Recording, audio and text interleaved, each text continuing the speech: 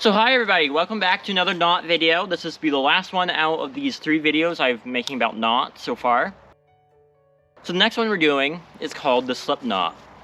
The slip knot is generally used for purposes of securing something. So if you are making a crane or something like that and you want to secure the rope down to a point, you can thread it through the hole, then tie it off to the end where the rope won't slip out eventually, or won't slip out because it's gonna be tightening as you go along, or just securing rope down to any point in time, or any point. Just make sure that it's not under tension, because it's not a knot that will hold tension that well.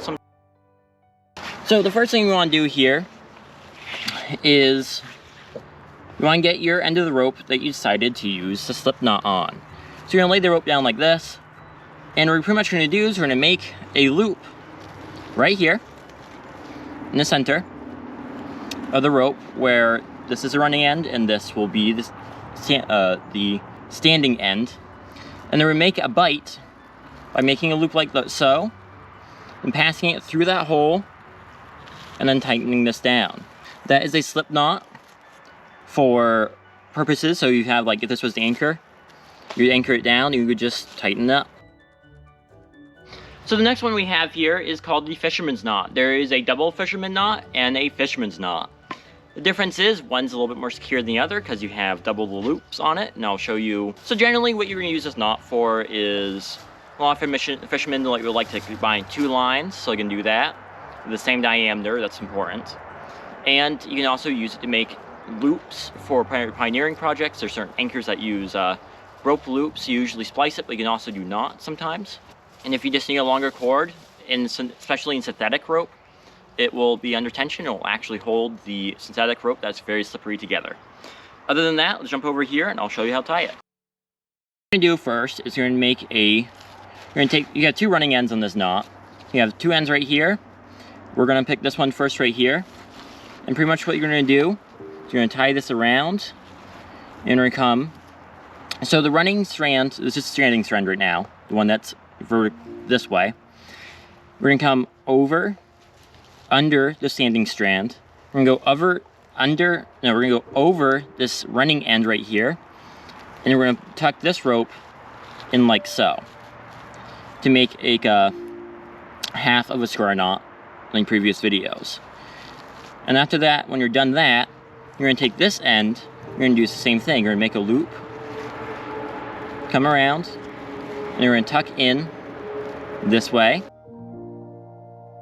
And then pretty much what you're gonna do is you're gonna create 2, the knots are gonna slip together.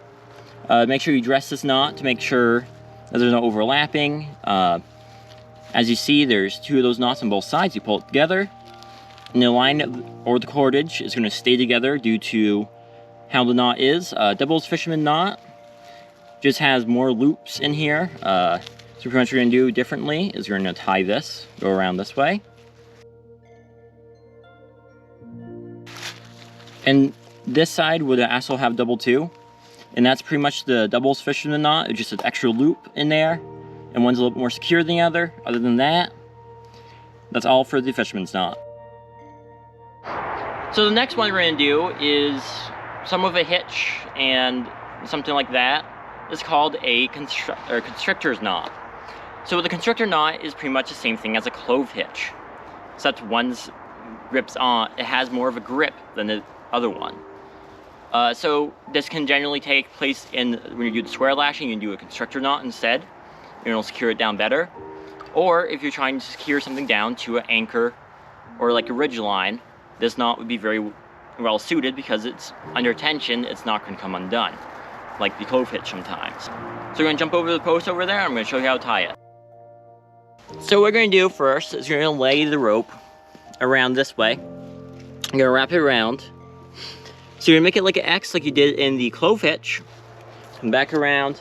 Instead of going right into this loop right here, we're going to go over this strand, this standing end right here.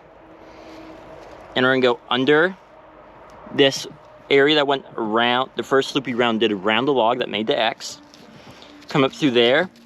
And we're going to go under this first loop, this vertical one right here, or this one on the slant.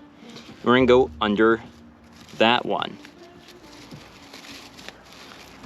What's the difference between the constructor knot and the clove hitch is basically you have an overhand knot in the middle. This will allow this knot to have more friction and hold stronger in some situations of pioneering when you're doing some projects and stuff like that.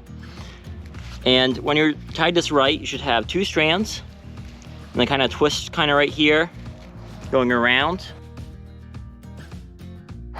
So with everything done now in knots area, if there's any more, I know there's a lot more knots out there, a lot of different uses, especially in pioneering. Please let me know, because I like to learn them and I like to use them in future videos to show you guys where to use them.